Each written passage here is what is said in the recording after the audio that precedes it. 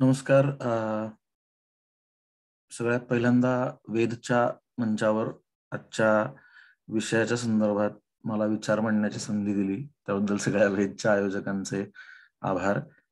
अ, कुठल्या विषयावर साधारण मांडावा विचार माझे असा म्हणजे माझ्या डोक्यात चालू होतं काही आठवडे, आणि रामायण आणि महाभारत दोन्ही संस्कृतचा अभ्यास करताना अभ्यासलेले ग्रंथ आहेत. आणि मग त्यातनं एक थोडंसं असं वाटलं की यातल्या ज्या प्रसिद्ध आणि अप्रसिद्ध स्त्री व्यक्तिरेखा आहेत त्यांचा थोडासा परिचय करून द्यावा, कारण बरेच वेळेला आपल्याला साधारण या दोन्ही महाकाव्यांमधली आणि इतिहासामधली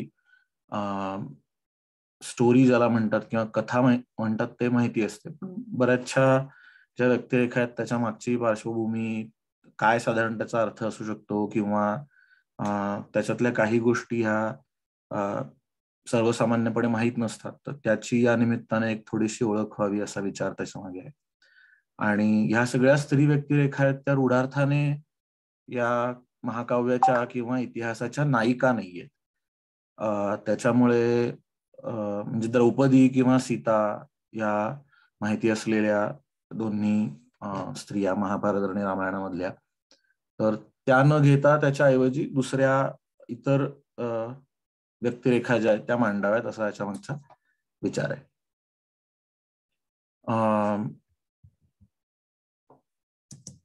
रामायण आणि महाभारत साधारणपणे आपल्याला कथा माहिती असतात, त्याच्यामुळे याच्यामध्ये आपल्याला पूर्णपणे जायची आवश्यकता नाही. पण ती दोन्ही, या ज्या दोन्ही म्हणजे आपल्याकडे भारतामध्ये परंपरेने यांना महाकाव्य आणि इतिहास असं मानण्यात आलेलं आहे. आणि साधारण रामायणाची जी उत्पत्ती कथा आहे ती एक क्रौंच पक्ष्यांचं जोडपं मिथुन रत अवस्थेत असताना व्याधाने त्यांचा केलेला वध आणि वाल्मिकींनी पाहिलेलं ते दृश्य, आणि त्यातनं त्यांना स्फुरलेला पहिला जो श्लोक होता मा निषाद असा, तो सगळ्यांना माहितीच आहे. आणि त्यातनं पुढे मग त्यांनी सगळा तो अनुष्ठुभ छंदामध्ये होता, पहिल्यांदा अनुष्ठुभ छंद वाल्मिकींच्या तोंडी अवतरला वगैरे वगैरे, आणि त्यांनी रामाची कथा लिहिली असं. तर आत्ता ह्या सगळ्या व्यक्तिरेखांचा पट मांडताना जे संदर्भ आहेत ते वाल्मिकी रामायणातले संदर्भ आहेत. पण वाल्मिकी रामायण हे एकमेव रामायण भारतात नाहीये. अशी अनेक वेगवेगळ्या प्रांतांमध्ये तिथल्या तिथल्या स्थानिक भाषांमध्ये असलेली रामायण आणि त्यांच्या आवृत्त्या ह्या प्रसिद्ध आहेत. पण ह्याला वाल्मिकी रामायणाचा आधार मी घेतलेला आहे, ह्या ज्या व्यक्तिरेखांची मांडणी करताना घेतलेला आहे. आणि असं म्हणतात की ब्रह्मदेवाने वाल्मिकींना असा वर दिला होता की जोपर्यंत पर्वत, नद्या, सूर्य, चंद्र, तारे वगैरे आहेत तोपर्यंत ही रामाची जी कथा आहे, जी या रामायणातनं आलेली आहे, ती कायम लोकांच्या स्मरणात राहील. तर तो यावत स्थास्यन्ति गिरया सरितश्च महितले तावद रामायण कथा लोकेषु प्रचरिष्यति असा तो श्लोक आहे मूळचा. रामायणासारखाच दुसरा जो खूप महत्वाचा ग्रंथ आहे तो म्हणजे महाभारत. ह्याचा म्हणजे याची पण सगळ्यांना साधारण पार्श्वभूमी माहिती आहे काय आहे ती. आपल्याकडे याला साधारण भारतो पंचमो वेदः असं म्हटलेलं आहे, म्हणजे 4 वेदांनंतर त्याच्या खालोखालचं स्थान महाभारताला मिळालेलं, इतका महत्वाचा तो ग्रंथ आहे असं म्हणतात. आणि त्याची मूळची जी बीज आहेत कथेची, ती साधारण 24,000 श्लोकांच्या जय नावाच्या आवृत्तीमध्ये मांडलेली आहेत. मग त्याचा पुढे विस्तार होत त्याचं भारत, आणि मग अजून त्याचा पुढे विस्तार होत महाभारत, असं एक साधारण 1,00,000 श्लोकांचं असं शतसहस्त्री संहिता असं म्हणतात महाभारताला. तो वेदव्यासांनी लिहिलेला ग्रंथ आहे असं मानण्यात येतं. आणि रामायणासारखंच याचं पण महत्व खूप मोठं आहे. आणि त्याला सुद्धा एक श्लोक साधारण जो परंपरेने आलेला आहे तो असं म्हणतात की यद इह अस्ति तद अन्यत्र यद न इह अस्ति न तत्क्वचित, असं साधारण त्याचा श्लोक आहे. म्हणजे व्यासांनी सगळं जग उष्टावून सोडलेलं आहे अशा अर्थाचा तो श्लोक आहे की ह्यात जे जे विषय आलेले आहेत ते सगळीकडे आपल्याला पाहायला मिळतात, पण ह्यात जे नसेल ते तुम्हाला कुठे पाहायला मिळणार नाही, अशा स्वरूपाचं साधारण आहे. तर या दोन्ही ग्रंथांना महाकाव्य आणि इतिहास असं दोन्ही म्हटलेलं आहे. म्हणजे रामायणाला महाकाव्य म्हटलेलं आहे. आर्ष महाकाव्य म्हणजे ऋषी लिखित महाकाव्य अशा अर्थाने, म्हणून त्याला आर्ष असं म्हटलंय. आधुनिक महाकाव्य जी संस्कृत साहित्यातली आहेत त्याच्यापेक्षा याची थोडीशी मांडणी वेगळी आहे आणि हे आधीच आहे कालगणनेनुसार, त्याच्यामुळे त्याला आर्ष महाकाव्य असं म्हटलेलं आहे.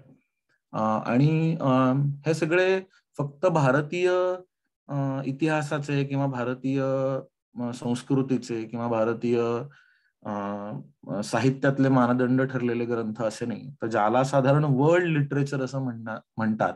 म्हणजे जे आपल्याकडे शेक्सपियरची नाटकं आहेत किंवा इलियाड आणि ओडेसी ही 2 ग्रीक महाकाव्य समजा आहेत, किंवा अन्य देशांमधली काही लिहिलेल्या कादंबऱ्या किंवा उत्तम प्रकारचं साहित्य आहे की जे केवळ त्या देशाचं साहित्य म्हणून सीमित राहत नाही, ते जगाचं साहित्य होतं. तशा अर्थाने हे दोन्ही ग्रंथ वर्ल्ड लिटरेचर या कॅटेगरीत मोडणारे आहेत दोन्ही ग्रंथ. रामायणातल्या 3 स्त्री व्यक्तिरेखा आणि महाभारतातल्या 3 स्त्री व्यक्तिरेखा अशा 6 व्यक्तिरेखांचा एकूण साधारण तुमच्या समोर थोडासा आलेख मांडणार आहे. इथली पहिली व्यक्तिरेखा जी आहे ती आहे अहल्या किंवा अहिल्या, आणि हे चित्र राजा रविवर्माने काढलेलं तिचं आहे. तर त्यातला पहिल्या अहल्येचा उल्लेख आपल्याला साधारण जो माहिती आहे तो म्हणजे परंपरेने जे प्रातस्मरणीय श्लोक असतात तर त्यात तिचा उल्लेख येतो. अहल्या द्रौपदी सीता तारा मंदोदरी तथा पंचकन्याम स्मरे नित्यम महापातक नाशनम, अशा या 5 स्त्रियांचा उल्लेख त्यांना पंचकन्या असं म्हणतात, पण खरं म्हणजे ते पंचकम ना असं आहे. म्हणजे मूळ श्लोक जो आहे त्यातला त्या कन्या नाही आहेत, कारण एका अर्थाने ह्या सगळ्या विवाहित स्त्री आहेत आणि त्यांचा रोज स्मरण केल्यामुळे पापांचा नाश होतो अशा प्रकारची धारणा साधारण आहे. तर ते पंचकम म्हणजे 5 चा गट, आणि ना हे नृ असा मूळ शब्द आहे संस्कृतमध्ये, ऋकारांत पुल्लिंगी, त्याचं ते प्रथमा एकवचनाचं रूप आहे. ना नरौ नरहा प्रथमा असा तो चालतो शब्द. त्यामुळे ते पंचकम ना असं आहे. ह्या 5 स्त्रियांचा उल्लेख आणि स्मरण केल्यामुळे पापाचा नाश होतो अशी धारणा आहे. त्यातली पहिली अहल्या आहे आणि साधारण आपल्याकडे म्हटल्याप्रमाणे ती अहल्या ही ब्रह्मदेवाची कन्या आहे, मानसकन्या, आणि गौतम ऋषींची पत्नी म्हणून परंपरेमध्ये तिला स्थान आहे. गौतम ऋषी हे सप्तर्षींमधले एक ऋषी मानण्यात येतात, पण आत्ताच्या सप्तर्षी जे 7 असं म्हणतात की प्रत्येक मन्वंतरामध्ये सप्तर्षी असतात आणि ते मन्वंतर बदललं की सप्तर्षी त्या मन्वंतराचे सुद्धा बदलतात. तर गौतम ऋषी हे आत्ताच्या सध्याच्या मन्वंतराचे सप्तर्षी नाही आहेत. वैवस्वत आधी होऊन गेलं मन्वंतर, त्या मन्वंतरातले ते सप्तर्षी आहेत असं मानण्यात येतं. आणि ती गौतम ऋषींची पत्नी आहे अहल्या जी आहे ती. अतिशय तिचं सगळं जे कॅरेक्टर स्केच म्हणतात ते ती पतिव्रता आहे आणि दिसायला सुंदर आहे वगैरे अशा प्रकारचं सगळं वर्णन आहे. आणि साधारण आपल्या साहित्यामध्ये उल्लेख येतो की इंद्र हा जो देवांचा राजा आहे तो बऱ्याच वेगवेगळ्या प्रसंगात म्हणजे वेगवेगळ्या अप्सरांच्या प्रमाणे इतर स्त्रियांचा उपभोग घेतो अशा प्रकारच्या कथा येतात. तर त्या संदर्भात तो इथेही उल्लेख आलेला आहे रामायणामध्ये की जी सर्वसामान्य प्रचलित कथा आहे की इंद्राने अहल्येला फसवलं, त्याने गौतम ऋषींचं रूप धारण केलं आणि तिचा उपभोग घेतला. आणि हे जेव्हा लक्षात आलं तेव्हा गौतम ऋषींनी शाप दिला आणि त्याच्यामुळे आपल्याला मनाच्या श्लोकामध्ये पण रामदास स्वामींचा हा उल्लेख आढळतो. 32वा श्लोक आहे मला वाटतं. अहल्या शिळा राघवे मुक्त केली, पदी लागता दिव्य होऊन गेली. जया वर्णिता सिणली वेदवाणी, उपेक्षी कदा रामदासाभिमानी, असा मला वाटतं श्लोक येतो. तर त्या ही जेव्हा घटना झाली त्याच्यानंतर गौतम ऋषींनी इंद्राला शाप दिलेला आहे. इंद्राचं एक नाव सहस्त्राक्ष असं नाव आहे इंद्राला साहित्यामध्ये दिलेलं. तर त्याच्या मागे अशी कथा आहे की बेसिकली गौतम ऋषींनी इंद्राला शाप दिला की तुझे हे कृत्य केलेलं आहेस ते अतिशय निंदनीय कृत्य आहे आणि त्याच्यामुळे तुझ्या शरीरावर ठिकठिकाणी छिद्र किंवा भग असा शब्द आहे त्याला वापरलेला, ही पडतील आणि ती 1000 छिद्र पडतील अशा प्रकारचा दिलेला शाप आहे. मग इंद्राने त्यांची रदबदली केली आणि मग त्यांनी म्हटलं की त्या छिद्रांच्या जागी डोळ्याच्या स्वरूपाचं त्यांनी असा उशाप दिला वगैरे अशी साधारण कथा आहे. पण रामायणामध्ये असा उल्लेख नाही. म्हणजे मूळची जी शापाची कथा आहे त्याच्यामध्ये पेततु वृषणौ भूमौ सहस्त्राक्षस्य तत्क्षणात असा बालकांडामधला श्लोक आहे. आणि त्याचा अर्थ असा होतो की इंद्राला गौतमाने शाप दिलाय की तू आत्तापासनं लगेचच्या लगेच निर्बीज होशील अशा प्रकारचा शाप आहे साधारण तो. पेततु वृषणौ भूमौ म्हणजे अंडकोश तुझा जमिनीवर पडेल आणि सहस्राक्ष इथे याचा अर्थ जो मूळचा घेतलेला आहे की सर्वसाधारणप्रमाणे योनीच्या आकाराची अशा प्रकारची जी त्याचा खरा डोळ्यांसारखा म्हणजे आकार साधर्म्य त्या दोन याच्यामध्ये आहे तशा प्रकारची छिद्र तुझ्या शरीरावर उत्पन्न होतील असा तो शाप दिलेला आहे, जसा बालकांडामध्ये संदर्भ येतो. आणि त्याच्यामुळे इंद्राची मूर्ती फार ठिकाणी पाहायला मिळत नाही, पण दक्षिणेकडे काही जी देवळं आहेत त्याच्यामध्ये तिथे त्या इंद्राच्या शरीरावर ठिकठिकाणी तशा प्रकारची चिन्ह शिल्पकारांनी केलेली आहेत. तर तो शाप दिलेला आहे. आणि दुसरा जो शाप आहे जो अहल्येला दिलेला आहे की जो साधारण की आता तू दगड होशील अशा प्रकारचा, तर ती खरंच दगड झाली का अशा प्रकारचा, तो वाल्मिकी रामायणामध्ये तसा उल्लेख नाहीये. वाल्मिकी रामायणामध्ये गौतमांनी जो शाप दिलेला आहे तो आहे की वातभक्षा निराहारा तप्यंती भस्मशायिनी अदृश्या सर्व भूतानाम आश्रमे अस्मिन वसिष्यसी असा शाप दिलाय की तू केवळ वायूचं भक्षण करून तुला कोणी अन्न देणार नाही आणि तुझ्या शरीराचा दाह होईल आणि तू या अवस्थेमध्ये कोणाच्याही नजरेस पडणार नाही. म्हणजे बेसिकली ज्याला आपण म्हणतात की will be erase from public memory अशा स्वरूपाचा आणि ह्या आश्रमामध्ये तू अशा प्रकारचा वास करशील. आणि गौतम ऋषी निघून जातात असा तो मूळचा शाप आहे जो ऍक्च्युअल रामायणाच्या टेक्स्टमध्ये वाल्मिकी रामायणाच्या आहे. आणि केव्हापर्यंत अशा अवस्थेत तू राहशील, तर गौतम ऋषींचा जो पुढचा आहे की यदा तू एतद्वनम घोरम रामो दशरथात्मजा आगमिष्यती दुर्धर्षस्तदा पूता भविष्यती. म्हणजे दुर्धर्ष म्हणजे कोणालाही कोणीही जिंकू शकणार नाही असा, जिंकायला कठीण, इनविन्सिबल ज्याला इंग्रजीमध्ये म्हणतात तसा दशरथाचा मुलगा राम जेव्हा या वनामध्ये येईल तेव्हा तुझा तो उद्धार करील अशा प्रकारचा साधारण तो श्लोक आहे. तर आता ही साधारण शाप आणि काय म्हणूया आपण जी प्रचलित कथानक अशा स्वरूपाचं एक झालं. तर बरेच वेळेला असा आक्षेप घेतात की काय म्हणजे हे अहल्येला शाप दिला तिची काही चूक नसताना किंवा अशा प्रकारचा शाप. आणि मग रामाने काय केलं किंवा रामायणात एक सर्वसाधारण समज आहे की राम हा कसा आजच्या भाषेत काय पेट्रियार्कल होता किंवा एकूण स्त्रियांच्या बाबतीत त्याची वागणूक पक्षपातीपणाची आहे आणि त्याच्याकरता अनेक दाखले दिले जातात. त्यात अहल्येचा एक उदाहरण म्हणून वापर बरेच वेळा केला जातो. तर खरं म्हणजे जर का बघितलं याच्याकडे तर ते अहल्येची चूक नसताना जेव्हा समाजाने वाळीत टाकलं अशा स्वरूपाची जर मांडणी केली तर रामाने पुन्हा अहल्येचं पुनर्वसन केलेलं आहे. पुनर्वसन याचा अर्थ पुन्हा समाजाच्या मुख्य प्रवाहामध्ये आणलेलं आहे. कारण तो राजपुत्र आहे आणि तो जेव्हा अहल्येला म्हणजे भेटतो आणि अंगीकार करतो तिचा, म्हणजे साधारण समाजाच्या मुख्य प्रवाहामध्ये आणतो, तेव्हा असा एक प्रकारचं त्याचं साधारण आपल्याला इंटरप्रिटेशन करता येऊ शकतं. त्याचं दुसऱ्या प्रकारचं जे इंटरप्रिटेशन आहे रूपक कथेच्या अंगाने विचार केला तर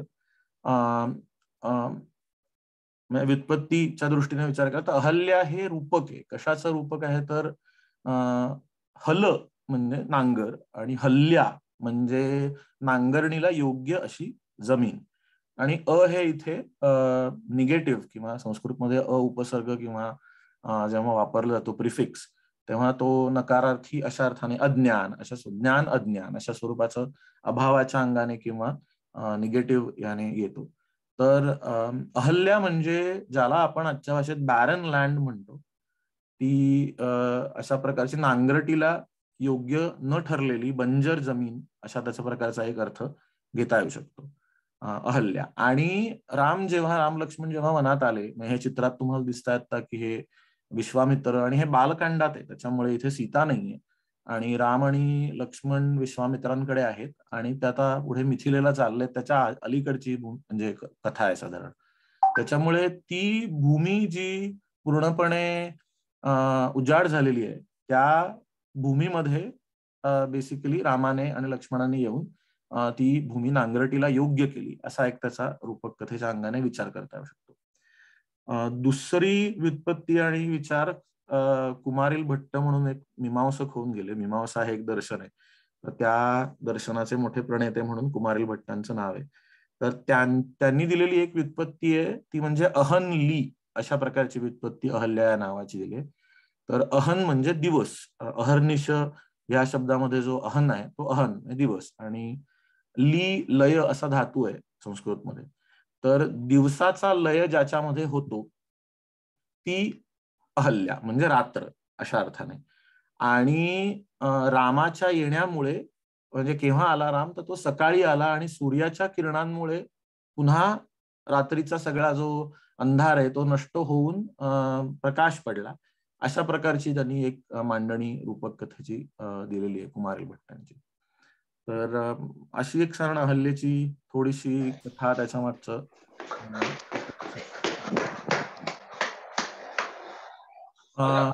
दुसरी व्यक्तिरेखा आहे ती कैकेयीची व्यक्तिरेखा आहे, आणि ती व्यक्तिरेखा पण रामायणामध्ये खूप प्रसिद्ध आहे. कैकेयीला खलनायिका मानलेली आहे रामायणातली आणि असं. तर कैकेयीचं अशा प्रकारचं खूप स्टिरिओटिपिकल किंवा एकांगीपणे केलेलं वर्णन आहे असं साधारण वाटतं मला. आणि त्याच्यामध्ये कारण कैकेयीचं जे मूळचं वर्णन आहे, ती कैकेयी ही कैकेय देशाची राजकन्या आहे आणि दशरथाशी जेव्हा तिचं लग्न झालेलं आहे तेव्हा ती दशरथापेक्षा खूप तरुण आहे, त्याच्या निम्म्या वयाची आहे असा रामायणामध्ये उल्लेख आहे. आणि दशरथाला कैकेयीचं लग्न जेव्हा होतं, दशरथ आणि कैकेयीचं, तेव्हा त्याला कौसल्या आणि सुमित्रा ह्या दोन्ही बायका आधीच आहेत त्याच्या, आणि तिसरी बायको दशरथाने केली कारण त्याला अपत्य प्राप्ती या दोघींपासून नाही झाली, त्याच्यामुळे कैकेयीपासून व्हावी अशा प्रकारची धारणा मनात ठेवून लग्न झालेलं आहे ते. पण हे करत असताना दुसरी जी साधारण माहिती नाही बऱ्याच वेळा लोकांना कथा, ती म्हणजे कैकेयीचं लग्न करत असताना दशरथाला घातलेली अट आहे, की ती अट म्हणजे कैकेयीचं राज्य शुल्क आहे, ज्याला आजच्या इंग्रजीमध्ये ब्राईड प्राइस असं म्हणतात. म्हणजे साधारण लोकांना डावरी माहिती असते, की डावरी हा म्हणजे मुलीचे वडील हे तिच्या होणाऱ्या नवऱ्याला देतात ती डावरी, किंवा हा हा शब्द माहिती असतो की तो जो मोबदला देतात तो. पण इथे राज्य शुल्क म्हणजे मुलाने मुलीच्या वडिलांना दिलेली किंमत आहे. तर ती रामायणामध्ये उल्लेख त्याचा आढळतो, की ती कैकेयीचा हात दशरथाला जेव्हा दिला त्यावेळेला त्याला घातलेली अट आहे की कैकेयीची मुलं दशरथानंतर त्या राज्यावर अयोध्येच्या बसतील, ही ती घातलेली अट आहे. आणि ती अट दशरथाला माहिती आहे अट. त्यामुळे म्हणजे त्यातनं एक थोडासा वेगळा आपल्या समोर म्हणजे जे आहे ते दृश्य उभं राहतं, की आपल्याकडे म्हणतात की दरवेळेला म्हणजे स्त्रियांच्या संदर्भातली वागणूक किंवा असा सगळा जेव्हा विचार केला जातो, त्या स्त्रियांचं चित्रण सगळं अबला किंवा अशा प्रकारचं आहे आपल्याकडच्या काव्यांमध्ये किंवा नाटकांमध्ये, असा एक आरोप केला जातो. तर तसं नाहीये. कैकेयी सारख्या व्यक्तिरेखांचं चित्रण हे त्या स्वतंत्रपणे स्वतंत्र बाणाच्या आणि स्वतंत्र वृत्तीच्या व्यक्तिरेखा सगळ्या आहेत हे दिसतं यातनं. दुसरी त्याची जी कथा आहे ती म्हणजे कैकेयी ही अतिशय शूर वीरांगना होती आणि ती दशरथाबरोबर युद्धाला जात असे. आणि त्याचा उल्लेख पण आहे की गदिमांनी जे गीतरामायण लिहिलं त्याच्यामध्ये एक गाणं कैकेयीच्या तोंडी त्यांनी घातलंय, मोडू नका वचनासनाथा मोडू नका वचनास, असं गाणं आहे ते. तर त्याच्यामध्ये त्या ह्या एका प्रसंगाचा उल्लेख आहे. दंडक वनित्या लढता शंभर, इंद्रासाठी घडले संगर, रथास तुमच्या कुणी घातला निजबाहूंचा आस. तर शंभरासुराशी लढताना इंद्राने दशरथाची मदत मागितली होती आणि त्यावेळेला कैकेयी त्याच्याबरोबर त्या युद्धात गेलेली आहे. आणि हे जे चित्र दिसतं त्याच्यामध्ये दिसतंय की एका वेळेला असं झालं की ते चाक निखळून पडत होतं रथाचं, त्यावेळेला कैकेयीने स्वतःच्या हातांनी ते चाक सावरलं आणि घोडेही सावरले आणि त्याच्यामुळे दशरथ जिंकला ते युद्ध. आणि ते जिंकल्यामुळे त्याने खुश होऊन कैकेयीला 2 वरांचं जी देणगी आहे ती दिलेली आहे. हे ते 2 वर आहेत, की पुढच्या त्या गीतरामायणाच्या म्हणजे त्या गाण्यामध्ये त्याचा पण संदर्भ आहे पुढचा, की नारी सुलभनी चतुरपणाने अजूनही रक्षिली आपुली वचने, असा त्याच्यात एक उल्लेख आहे. आज मागते वरते दोन्ही साधुनी या समयास. ते 2 वर सगळ्यांना माहिती आहेत, की भरताला राज्यपदी बसवायचं आणि रामाला वनवासात पाठवायचं, हे 2 वर आहेत ते. पण एक अजून त्याच्याशी ह्याच्याशी निगडीत असलेली कथा जी आहे ती म्हणजे आपल्याला साधारण श्रवण बाळाची कथा माहिती आहे, की दशरथाने चुकून शब्दवेधी बाण सोडला आणि हरिण समजून तो त्या मुनिकुमाराला लागला. त्याचं नाव रामायणामध्ये दिलेलं नाहीये, मुनिकुमार असंच म्हटलंय त्याला फक्त. आणि मग त्याचे जे अंध माता पिता आहेत त्यांनी दशरथाला शाप दिला, की आमच्या डोळ्यांची काठी तू काढून घेतलीस आणि आम्हाला जो पुत्रवियोग सहन करायला लागलेला आहे तसा तुला सहन करायला लागेल आणि त्यात तुझा मृत्यू होईल. आणि तर ह्या सगळ्या याच्यामध्ये कैकेयी या पार्श्वभूमीवर कैकेयीने मागितलं, दशरथाने दिलेलं कैकेयीला वचन, की तुझी मुलं जी असतील ती राज्यपदी बसतील, हे वचन. त्याच्यानंतर तिला मिळालेले 2 वर, ज्याच्यात तिने स्पष्टपणे सांगितलंय की भरताला राज्य पाहिजे आणि रामाला नको. आणि तिसरा म्हणजे हा शापाची पार्श्वभूमी. तर त्याच्या म्हणजे रामायणामध्ये असा हे नाहीये, पण साधारण भासाचं एक प्रतिमा नावाचं नाटक आहे. त्या नाटकामध्ये साधारण कैकेयीच्या मनात काय चाललं होतं किंवा का कैकेयीने रामाला म्हणजे वनवासात पाठवण्याचा निर्णय घेतला, म्हणजे अशा प्रकारचा वर का मागितला. तिच्याकडे वर होते तर ती काही मागू शकली असती. हे 2 वर का मागितले?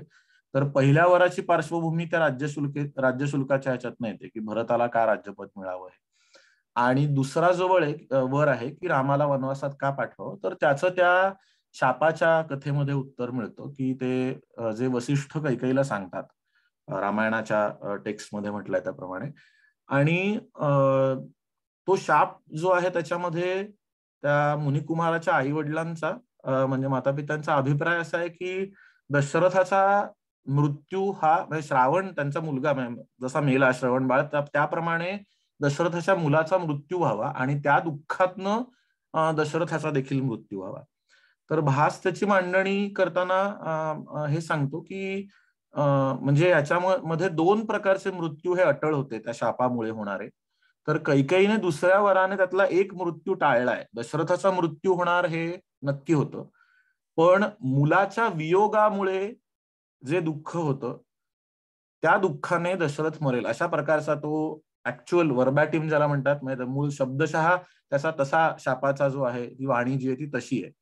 तर पुत्रवियोग हा 2 प्रकारच्या परिस्थितीमध्ये संभवतो. एक म्हणजे जर एक्झाईल ज्याला म्हणतात, रामाला वनवासात धाडलं किंवा निष्कासित केलं तर तरी सुद्धा तो वियोग संभवणार आहे. आणि दुसरा म्हणजे रामाचा मृत्यू, जसा त्या मुनिकुमाराचा श्रवणाचा झाला होता तसा.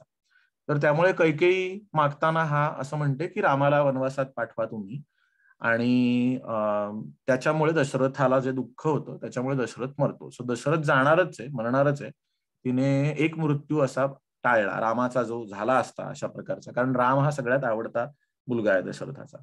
तर भासाने हे सगळं त्या प्रतिमा नाटकामध्ये मांडलेलं आहे. आणि 14 वर्ष का, तर कैकेयी म्हणजे भासाने असं कैकेयीच्या मानसिक अवस्थेचा विचार करून म्हटलंय, की ती त्यावेळेला कॉन्फ्लिक्टेड होती. म्हणजे तिच्या मनामध्ये द्वंद्व चाललं होतं, की काय करू मी, हा प्रकारचा मागते ह्याच्यामुळे माझी सगळीकडे बदनामी होईल वगैरे वगैरे असं. पण तरी सुद्धा ते जास्त प्रेयस्कर आहे आणि त्याच्यामुळे ते म्हणताना अनवधानाने ती 14 महिन्याच्या ऐवजी 14 वर्ष असं तिच्यात ओढून निघून जातं, असं भासाने रंगवलेलं आहे. हे भासाचं झालं, हे रामायणातला नाहीये. मी हा दुसरा जो उल्लेख केला तो भासाच्या नाटकातला उल्लेख आहे.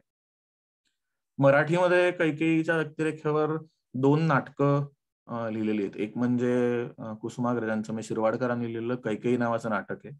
आणि दुसरं साहित्य संघाने बसवलेलं धाडीला राम तिने का वनी नावाचं एक संगीत नाटक होतं. त्याच्यामध्ये म्हणजे आशा खाडीलकर आणि अरविंद पिळगावकर वगैरे सगळे होते जुन्या नट, संगीत नाटकांमधले नट. आणि असं त्यातली गाणी पण चांगली म्हणजे माहिती, अवमानित आम्ही झाले वगैरे फेमस गाणी नाट्यसंगीतातली आहेत असं. ही दुसरी कैकेयीची व्यक्तिरेखा. तिसरी जी आहे ती उर्मिला आहे, जी लक्ष्मणाची बायको आहे आणि तिची साधारण पूर्णपणे सीतेची धाकटी बहीण आहे, जनक आणि सुनयना असे, म्हणजे सीतेच्या आई वडिलांची ही मुलगी दुसरी.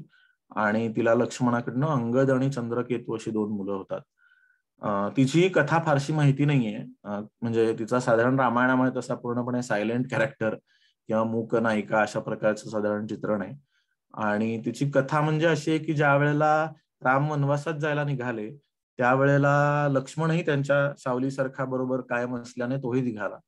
आणि उर्मिला सुद्धा लक्ष्मणाबरोबर जायला निघाली होती वनवासात. पण लक्ष्मणाने तिला अडवलं आणि सांगितलं की तू इथेच थांब.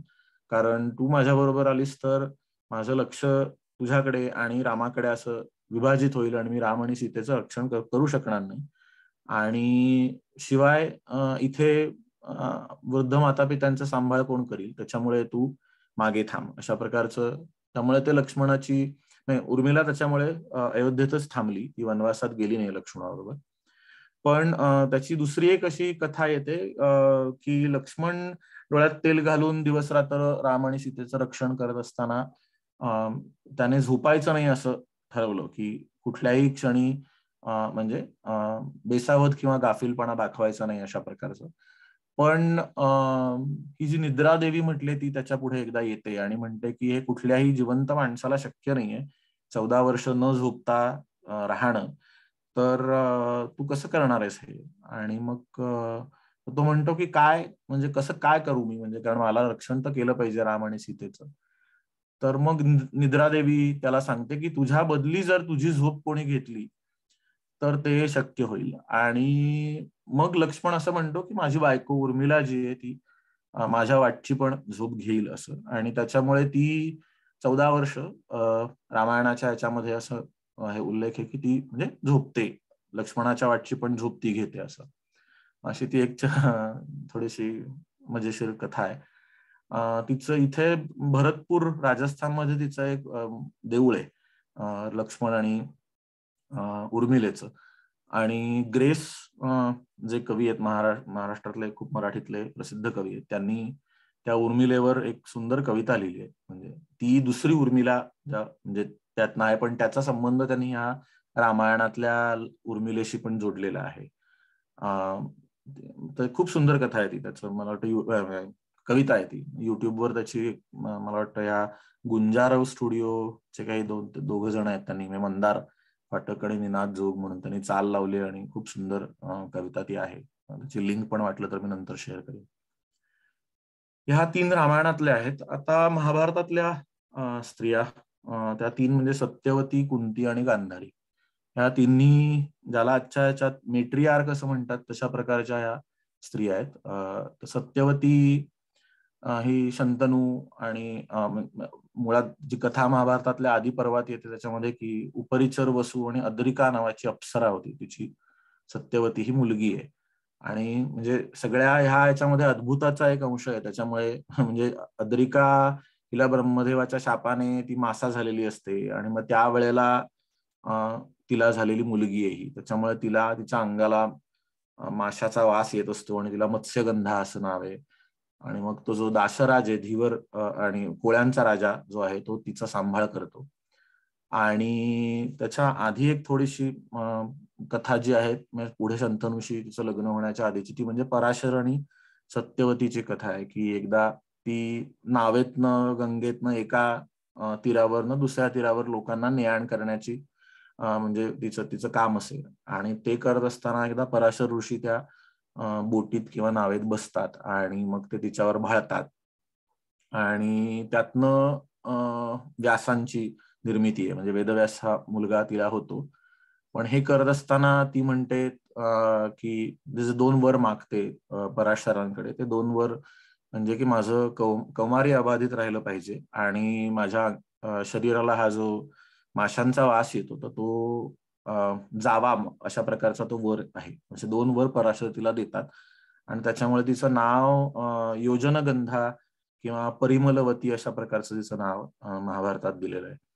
1 योजनापर्यंत तिच्या अंगाचा सुवास दरवळतो. 1 योजन म्हणजे साधारण एक 12 ते 14 किलोमीटर एवढं अंतर आत्ताच्या ह्याच्यातलं असं. योजन हे परिमाण आधीचं जे आहे ते. तर तो तिला वर देतात आणि त्या वासाने एकदा मोहित होऊन शंतनू हा जो राजा आहे हस्तिनापुराचा, तो कुरुवंशाचा राजा आहे, प्रतीप त्याचे वडील आणि त्याचा मुलगा. सो शंतनूची पण बॅक स्टोरी आहेच, म्हणजे गंगा आणि शंतनूची साधारण माहिती आहे सगळ्यांना ती. तर त्या म्हणजे भीष्म, गंगा आणि शंतनूचा मुलगा, म्हणजे त्या 8 मुलांपैकी शेवटचा 8वा वगैरे असं. आणि सत्यवतीशी जेव्हा शंतनू आणि सत्यवती भेटतात तेव्हा शंतनू अर्थात तिच्या प्रेमात पडतो वगैरे, आणि मग तो लग्नाची मागणी घालतो. पण हा जो दाशराज आहे, म्हणजे जो धीवर कोळ्यांचा राजा आहे, तो पुन्हा अट घालतोय त्याला की की सत्यवती आणि शंतनूच्या मुलांनाच राज्य मिळालं पाहिजे. आणि मग एवढीच नाही तर कारण भीष्म आहे, देवव्रत त्याचं नाव दिलेलं आहे महाभारतामध्ये, तर ते देवव्रताची पुढची संतती होणारी जर का त्या राज्यावर हक्क मागायला लागली तर काय करायचं, असं म्हणून त्या अटीत अजून एक त्याने घातलेला क्लॉज किंवा अजून एक त्यातलं उपकलम असं आहे की फक्त ह्यांच्याच मुलांना राज्यावर बसायचा अधिकार मिळेल. आणि भीष्माने लग्न म्हणजे त्यामुळे भीष्माची संतती म्हणजे तोच नाही तर त्याचे पुढचे सगळी जी प्रजा आहे, संतती आहे, त्यांना सुद्धा या राज्याचा हक्क मिळणार नाही, असं करून त्यांनी घातलेली अट आहे. आणि मग त्यातनं ती आधी राजा नाही म्हणतो शंतनू, पण मग तो प्रेमात पडलाय आणि मग तो झुरतो वगैरे, आणि मग त्याच्यामुळे भीष्माला हे जेव्हा मंत्र्यांकडनं वगैरे कळतं, म्हणजे तेव्हा तो त्या कोळ्यांच्या राजाकडे जातो आणि त्यांना वचन देतो, आणि ती प्रतिज्ञा की आयुष्यभर तो ब्रह्मचर्याचं पालन करील वगैरे वगैरे, ती भीष्म प्रतिज्ञा म्हणून ओळखलेली. त्याला नाव भीष्म हे मिळालं, इतकी भीषण प्रतिज्ञा करणारा असा भीष्म, असं म्हणून नाव आहे त्याचं. शंतनू सत्यवतीला 2 मुलं आहेत, चित्रांगद आणि विचित्रवीर्य अशी. तर चित्रांगद हा पहिला मोठा मुलगा, पण तो राज्याचा म्हणजे राज्यावर त्याला यवराज्याभिषेक जेव्हा होतो आणि करायचा त्यावेळेला तो त्या गंधर्वांच्या बरोबरच्या युद्धामध्ये मारला जातो.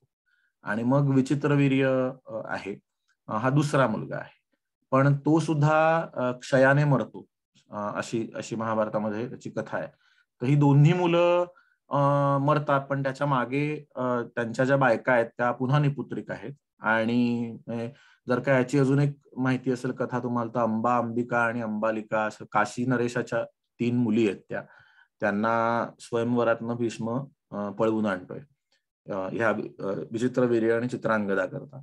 आणि त्यातनं पण हे दोघेही जण आधीच जातात, त्याच्यामुळे त्यांना संतती नाहीये परत. आणि त्याच्यामुळे मग सत्यवती जी असते ती व्यासांना पुन्हा पाचारण करते, आणि नियोग पद्धती अशी त्यावेळेला प्रचलित होती. त्यातनं धृतराष्ट्र आणि पांडू यांचा जन्म झालेला आहे म्हणजे पुढे. तर ती म्हणजे अशी कथा सगळी सत्यवतीची आहे. म्हणजे खूप इंटरेस्टिंग येते, म्हणजे की प्रत्येक वेळेला म्हणजे ज्याला असर्टिंग वन सेल्फ असं म्हणतात तसं सत्यवतीने केलेलं आहे. प्रत्येक वेळेला तशा प्रकारची मागणी आणि आपल्या मुलांचा राज्यावर कसा हक्क राहील ह्याच्यातनं जे ती सुरुवात करते ती पूर्णपणे शेवटपर्यंत दिसते, तशा प्रकारची तिची भूमिका. मुळे अशी थोडीशी वेगळ्या प्रकारची स्त्री व्यक्तिरेखा महाभारतातली सत्यवतीची आहे. याच्यातलं एकदम खूप मराठीमध्ये आपल्याला माहिती असलं म्हणजे पंडित जितेंद्र अभिषेकींनी संगीत दिलं, संगीत मत्स्यगंधा नावाचं नाटक, जे सत्यवतीच्याच कथेवर आधारलेलं आहे. त्यातली पण बरीचशी गाणी माहिती आहेत, म्हणजे गर्द सभोवती रान साजना वगैरे अशी चांगली गाणी त्यातली जी आहेत त्या नाट्यसंगीतातली, ती खूप गाजली. आशालता वाघबावकरांनी त्यातली भूमिका केली होती मत्स्यगंधेची वगैरे. ती हे म्हणजे नाटक आपल्याला जे माहिती अशी थोडीशी. पुढची कथा आहे ती कुंतीची किंवा कुंतीचं पात्र जे आहे तर ती पण मुळात कुंती ही यादव कुळातली कन्या आहे, त्याच्यामुळे शूरसेनाची मुलगी आहे ती. तिचं नाव पृथा आहे आणि ती शूरसेन आणि कुंती भोज हे दोघे भावंड आहेत. आणि तर कुंती भोजाला संतती नाहीये, त्याच्यामुळे कुंती दत्तक गेली तिकडे, म्हणजे पृथा जी आहे ती दत्तक गेली कुंती भोजाला, त्याच्यामुळे तिचं नाव कुंती असं आहे झालेलं. आणि मग तिच्या लहानपणातली जी कथा आहे की ऋषींच्या सेवेकरता दुर्वास आले आणि त्यांनी तिला त्या सेवेवर तिच्या संतुष्ट होऊन अभिचार मंत्र दिलेले आहेत तर ते अभिचार मंत्र 5 मंत्र तिला दिलेले आहेत.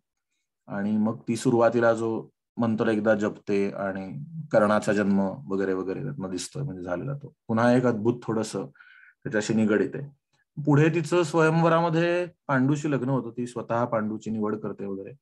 पण पांडूला सुद्धा किंदम ऋषींचा मिळालेला एक शाप आहे की ज्याच्यामुळे त्याला स्त्री संग घेतला की मृत्यू, अशा प्रकारचा तो शाप आहे. तर ते मग पुन्हा सगळे ते वनात जातात आणि त्यावेळेला एकदा माद्री ही दुसरी तिची सवत दाखवली मी कुंतीची, तिच्या बरोबरचा असताना पांडूचा मृत्यू झालेला आहे. म्हणजे पण ते होण्याआधीची जी कथा आहे ती म्हणजे ही की कुंती त्या मंत्रांचा प्रयोग करून एकेका देवतेचं आवाहन करते आणि मग त्यातनं झालेला पांडवांचा 5 पांडवांचा जन्म, अशी ही कथा आहे. साधारण कुंतीची म्हणजे महाभारतामधली जी व्यक्तिरेखा आहे ती स्ट्रॅटेजिक, धोरणी आहे ती, सोशिक आहे, अशा प्रकारचं दाखवलेलं आहे. मग नंतर जेव्हा पांडव पुन्हा हस्तिनापुरात जात आहेत त्यावेळेला कुंती त्यांचं रक्षण करतेय, विदुराकडे ती राहते आणि एकूण सगळं त्यावेळेला तिचं जे वर्तन आहे ते साजेस आहे. आणि हा जो ह्या चित्रात जो दाखवलेला प्रसंग आहे तो म्हणजे त्या नंतर मोठे झाल्यानंतर द्रौपदी स्वयंवराच्या वेळेचा प्रसंग आहे तो, की भिक्षा वाटून घ्या 5 जणांनी सारखी, तो प्रसंग आहे त्या चित्रात दाखवलेला तो. एक माडगुळकरांची कविता आहे ती आता कुठे मिळेल माहित नाही मला, पण मला त्यातली पहिली ओळ फक्त आठवते जुनी वाचलेली. तर ते ती भागवतातली एक म्हणजे त्याची ओळ आहे, म्हणजे विपद संतुन शश्वत तत्र तत्र जगद्गुरो भवतो दर्शनम यत्स्याद अपुनर्भव दर्शनम. म्हणजे कृष्ण कुंतीला नंतर सगळ्या महाभारत युद्धाच्या शेवटी सांगतो की तू वर माग, काहीतरी तू काहीच मागितलं नाही स्वतः करता, तर तू माग वर. आणि त्यावेळेला कुंती जोर मागते की विपदस संतुन शश्वत, की माझ्यावर कायम दुःख येऊ देत, अशा प्रकारचा तो वेगळा वर आहे. तर त्याची ती कविता माडगुळकरांनी मराठी रूपांतर केलेलं आहे. दारिद्र्य मागते कुंती वर द्यावा कमलापती, अशी एक कविता होती. त्याचा एक थोडासा उल्लेख इथे करावा असं वाटतं. शेवटची व्यक्तिरेखा आहे जी गांधारी. तिची गांधार नरेश सुबलाची मुलगी आहे दाखवली. शकुनी हा भाऊ आहे आणि साधारण ती जन्माच्या धृतराष्ट्राशी पुन्हा जेव्हा भीष्म मागून घेतो गांधारीला, त्यावेळेला पुन्हा म्हणजे ती लग्न करताना तिला माहिती नाहीये धृतराष्ट्र हा जन्मांध आहे, ही भूमिका तिला माहिती नाहीये, म्हणजे ही गोष्ट तिला माहिती नाहीये. त्याच्यामुळे ती लग्न झाल्यानंतर धृतराष्ट्राशी पुन्हा डोळ्यावर पूर्णपणे पट्टी बांधून कायमचं आयुष्यभर तशा प्रकारचं राहण्याचा निर्णय घेते आणि तसा तो निभावते. ती त्या प्रकारची तिची भूमिका महाभारतामध्ये ती स्वतः विवेकी अशी दाखवलेली आहे, जी कायम दुर्योधनाची कानउघडणी करते. द्रौपदी वस्त्रहरणाच्या प्रसंगानंतर जेव्हा द्रौपदी अख्ख्या कुरुकुळाला शाप द्यायला निघाली त्यावेळेला ती मध्ये पडते आणि थांबवते. कायम आपल्या मुलांचं कसं हित होईल अशा प्रकारचं तिचं वर्तणूक आहे, पण त्यांच्या वाईट वागणुकीला ती पाठीशी घालत नाही, असं एक साधारण महाभारतामध्ये आहे. एकदा फक्त हे शेवटचं महाभारत युद्धाच्या वेळेला ज्या वेळेला येतो त्यावेळेला ते माहिती आपल्याला की ती तिची सगळी आतापर्यंत त्या तपश्चर्येची शक्ती त्या नजरेमध्ये आहे. आणि मग जेव्हा दुर्योधन तिला भेटायला जातो तेव्हा ती सांगते की तू पूर्णपणे निर्वस्त्र होऊन ये आणि मग त्यातनं त्या दृष्टीचा एक प्रभाव, जेणेकरून त्याचं शरीर अभंग अभेद्य अशा प्रकारचं राहावं असं. पण मध्ये त्याला तिकडे कृष्ण नारद आणि त्यांची युक्ती, त्याच्यामुळे दुर्योधन पूर्णपणे निर्वस्त्र जात नाही. केवळ म्हणजे तो उत्तरी एक छोटस बांधतो कमरेला आणि तेवढा भाग त्याचा म्हणजे पूर्ण अभेद्य होत नाही. आणि मग ते पुढे गदा युद्धाच्या वेळेला भीम मांड्या फोडतो वगैरे, तो जो संदर्भ आहे तो त्या इथे आहे.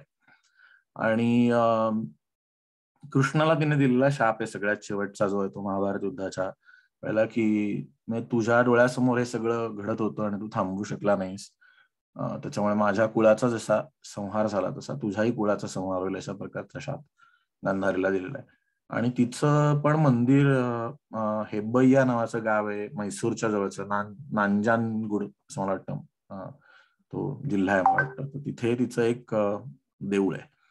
आणि यातली गंमत अशी आहे की साधारण ह्या प्रकारच्या काही व्यक्तिरेखा आहेत की ज्याला खलनायिका मानलं गेलेलं आहे, त्यांची नावं ठेवली जात नाहीत भारतात. म्हणजे असं मला तरी अजून कोणी असं आढळण्यात आलेलं नाही की मुलगी जिचं नाव कैकेयी आहे किंवा शूर्पणखा आहे किंवा गांधारी आहे अशा प्रकारचं. तर ते थोडस म्हणजे त्या व्यक्तिरेखांचं चित्रण या महाकाव्यामध्ये आणि इतिहासामध्ये अशा प्रकारचं आहे, असं एक थोडासा मांडण्याचा तुमच्या समोरचा प्रयत्न होता. थोडेसे त्यातले रेफरन्स आहेत दिलेत ते स्लाइडच्या शेवटी.